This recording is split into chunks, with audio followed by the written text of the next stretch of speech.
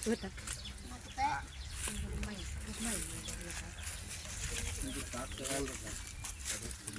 โหรุ่นเนี่ยนี่แล้วนะที่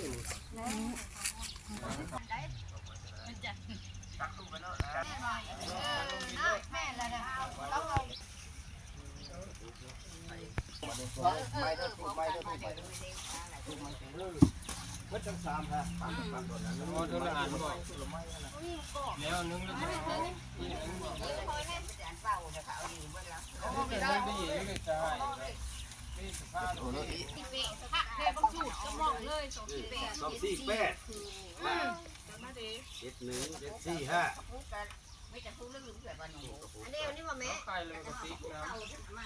จานน้ำหอมล้างเด้อ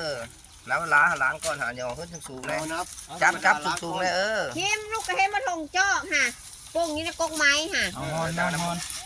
หอมพดพอแล้วจบแม่เอาแม่พดแม่ล้างพดล้างบ้านนี่เอาดิพดเลยนี่คนเพื่อนแม่ยางกันเลยแม่ล้างสิซื้อเสื้อทุกคนเพื่อนแม่คู่แล้วว่าโพลงามวัดโพลงามกดจับแข่งขมวนพี่น้องวัดป่าเป็นวัดดังอีกวัดหนึ่งวัดใหญ่เนาะมีแต่ทางเข้าประตูทางเข้า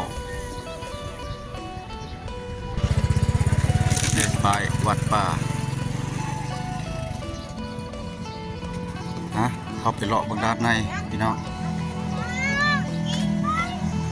เขาเลาะบางด้านในเนาะบ่แบ่งสภาพพี่พี่น้องเขาเลาะบางด้านในวัดนี้ก็เป็นวัดหนึ่งที่ว่าวัดดังอยู่ในโพลงามหรือว่ากุดจับสองเมืองม่องหนึ่งบกแข่งขมวนพี่น้องเนาะเพราะว่าเป็นวัดหนึ่งที่ว่ามีชื่อเสียงพอสมควรพี่น้องผู้คำแพงประเทศเบ้าศรัทธาก็มักมาลิดมาเที่ยวมาชมในบริเวณตัววัดในก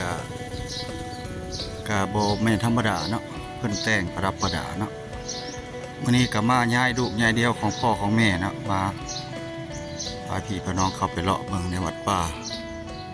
ก็หลายพี่น้องป่าหลายเลยพี่น้องโมเมนวัดป่าเลยไล่เด้อวัดป่าทางงามวัดกุดจับสองเมืองพี่น้องเนาะเบิ่งต้นไม้ในประเทศเอาหินใส่ประดับประดาตกแต่งเนาะ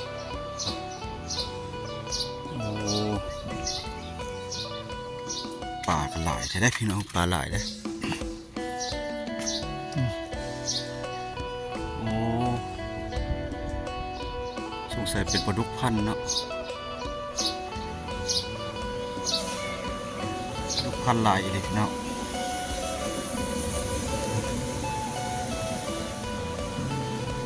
สวยงามมากเลยนะ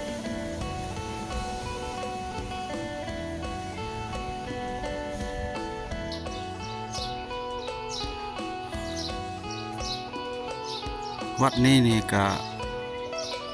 ปีก่อนเนาะบ่อแปลงเคยมาถ่ายลงเฟซบุ๊กบ่ได้เอาเข้า YouTube เนาะปีนี้ก็งามเพิ่นก็ตกแต่งหลายแต่ว่ายังเสียดไปต่ออยู่เด้อโอ้สวยงามอลังการพี่น้องแขกมาวันนี้ก็หลายพี่น้อง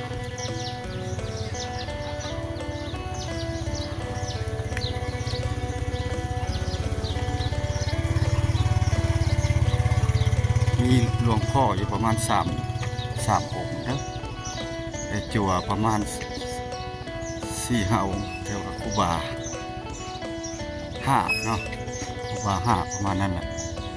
อันนี้เพิ่นกำลังตกแต่งเพื่อสิเฮ็ดใส่สงกรานต์บ่ได้เนาะเพิ่นกำลังตัดเงือไฟแบบนี้ไหล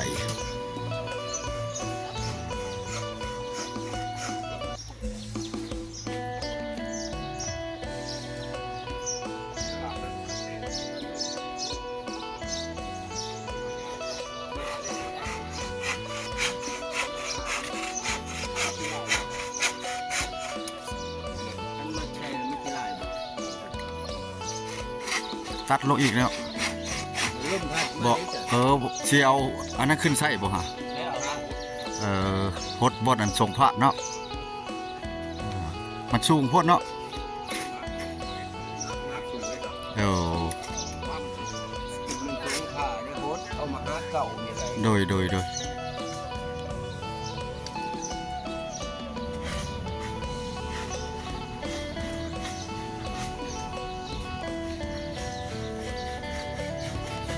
กะเกียมเนาะเพิ่นกำลัง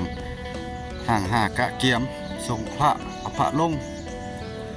อันนี้เพิ่นก็เห็นห้างบ่จักห้างโอ้คักเนาะวัดนี่เนาะพอเนาะ คักวัดป่าเฮานี่ วัดป้ามาวัดแปดแล้วนี่ อะไรแล้วนกกระหลายมักอยู่อ่ะ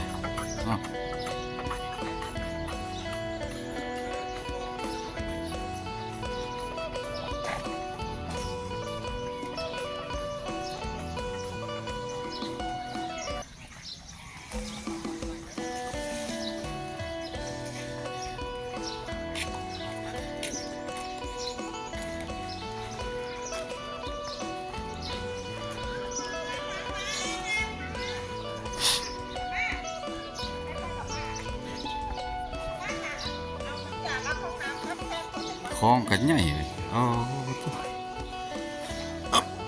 ใหญ่เลยคลอง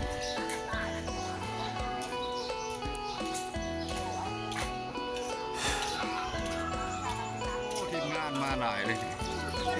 กำลังมานี่นะหลาย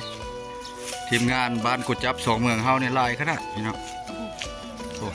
มีตะลุกตลาดเนาะหมดเนี่ยอ๋อสบายดี สบายดีเบ๊ยังแข็งแรงอยู่เนาะเอา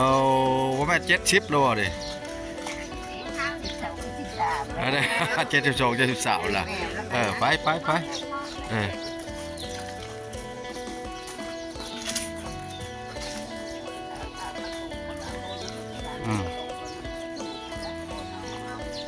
ผู้แลมาแต่ที่ก่อนมันน่าจะกุ้งมือถือนี่โอ้ บ่ได้เขียนชื่อไว้บอกไปกดไปมาบ่เด้อ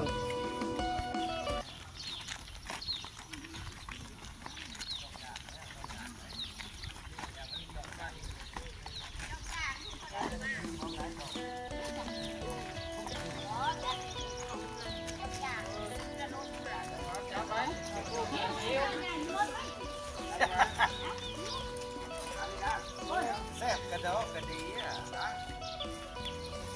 เอาแบบชิมของย่องย่างหาไว้เป็นลมเดียว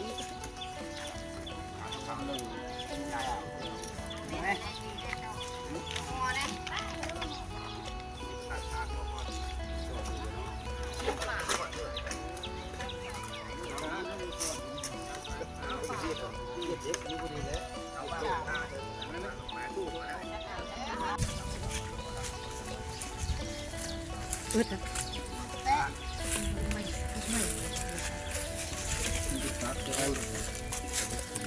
โหรุ่นเนี่ยนี่แล้วนะที่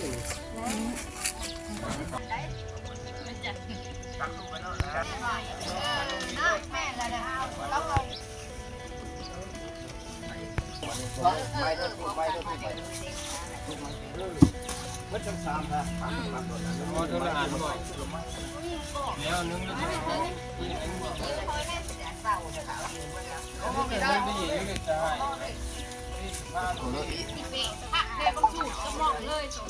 สองสี่แปด7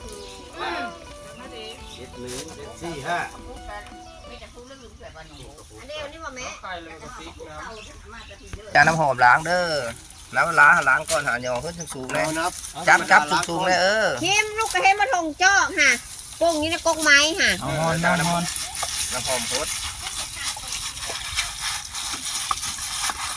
พอแล้ว จงไว้ เอาแม่พดแม่ ไว้ล้างไว้ พดร้านบ้านนี้ เอาดิกดเลยนี่ คนเพื่อนแม่ยางคนนี้แปดร้านแล้วสิบซื้อเศร้าซื้อทุกคนเพื่อนเลย คู่แล้วอ่ะ กิเซล่าก็ อันนี้วัดกุดจับบ้านกุดจับสองเมืองเด้อพี่น้อง มื้อนี้มาย้ายเนาะมาย้ายเฮือนย้ายซ่านให้พ่อให้แม่เนาะมื้อนี้สวยงามเลยพี่น้องวัดนี่แต่ว่าวัดนี้ก็เป็นวัดหนึ่งเป็นวัดป่าเนาะวัดป่าเพิ่นสร้างขึ้นพ.ศ.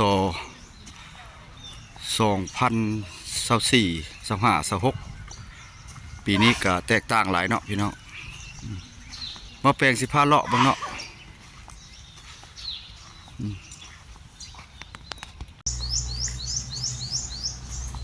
โอ้สวยงามเลยวัดบ้านเพิ่นนี่พี่น้อง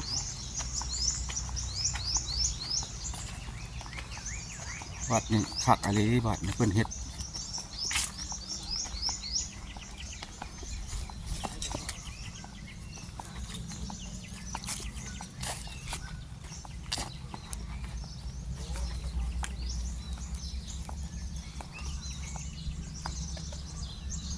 ตัวนี้จะเป็นโบสถ์แล้วเป็นกุฏิเนาะก็แม่นก็ใส่กระเจไว้มีรูปองค์พญานาค2 องค์พี่น้อง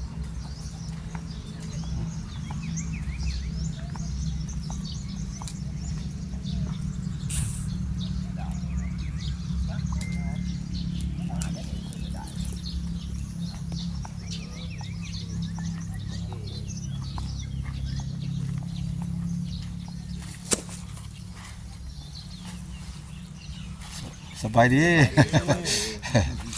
พ่อเพิ่นเฮ็ดแล้วจักปีแล้วคือว่าคักแท้วัดเฮานะฮะฮอดปีบ่บ่ฮอดปีเนาะ2026เฮาเพิ่นเฮ็ดเนาะ2025เนาะเฮายังบ่สำเร็จเนาะน้อยใหญ่เป็นนั้นได้เป็นทาสีว่าสิขึ้นบ่ค่อยปีกายนี่ค่อยก็มาคือบ่ทันแล้วปานนี้ว่าสิขึ้นในเมื่อบุญใหญ่นี่ล่ะที่2นี่แหละที่2นี่แล้วก็มอบเลยโดยโอ้เพิ่นเอิ้นหยังวัดป่าบ่วัดป่าโพนงามบ่เลยขุดจับนั่นแหละวัดป่าโพนงามขุดจับเนาะอันเดียวกันเนาะเหนือ2เมืองใต้วัด3บ้านวัด3บ้านคักไอ้พี่น้องเนาะเพราะว่าเฮาได้บ่แปลงเก็บภาพบรรยากาศให้พี่ให้น้องเห็นเนาะทางต่างประเทศเนาะเพิ่นกำลังเริ่มสร้างเนาะเพื่อวัดพาใหญ่กันลงมงนี้พาใหญ่เด้อขึ้นกับเมืองหนองบกน้อยใหญ่เนาะขึ้นกับเมืองหนองบกได้พี่น้องเอ้ยนี่มื้อนี้ก็สูง20 เมตรพาใหญ่ดอนนี้เด้อมื้อนี้ถือว่ามาเก็บภาพบรรยากาศเนาะเปลี่ยนบรรยากาศมื้อนี้เพราะว่างานหลายพี่น้องเพราะว่ามื้อนี้มาย้ายเฮือนพ่อเฮือนแม่กระดูกเข้าธาตุเนาะมื้อนี้ยังติดตามเบิ่งกำลังกะเกี่ยมเนาะมาฮอดแต่เช้า8 โมงปลายพี่น้องอ๋อตะคักอะไรพี่น้องนี่ทีมงานเฮามาฮอดสบายดีไปเพิ่นไปทางไหนละสบายดีน้องกี้โอ้กว้างไอ้พี่น้องวัดนี่เนาะโอ้บ่เคยเห็นมาก่อนแต่เพิ่นบอกว่าเฮ็ด2025นี่ยังบ่สำเร็จมาติดตามเบิ่งต่อไปเนาะยังสิเฮ็ดอันนี้เลาะเบิ่งบริเวณด้านนอกซะก่อน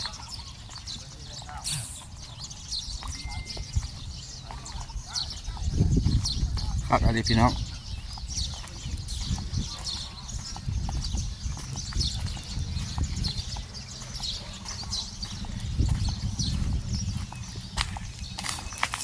บ่แปลงกับติดธุระหลายพี่น้องเพราะว่าที่ว่ามาตัวสำคัญก่อน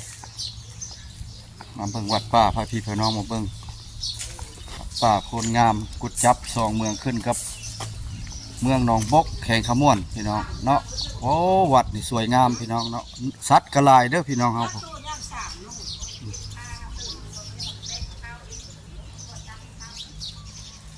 เจ้ามาแต่บ้านเลยโดยมาแต่ทะแขกเลยสบายดีแม่โอ้ได้เมนบอนติดงานนี่เราเมนกำลังกาเกี่ยมเนาะวัดนี่เพิ่นสร้างขึ้นใหม่เลยแห้งคักมาไหมเนาะ มื้อนี้ละมาอันย้ายกระดูกเข้าธาตุมานี่หามาย้ายมาน้ำพ่อบาสินแม่นล่ะนี่พ่อบาสินแม่นล่ะแม่นแล้วเป็นลูกเพิ่นบอกลูกเคยลูกเคยโดยลูก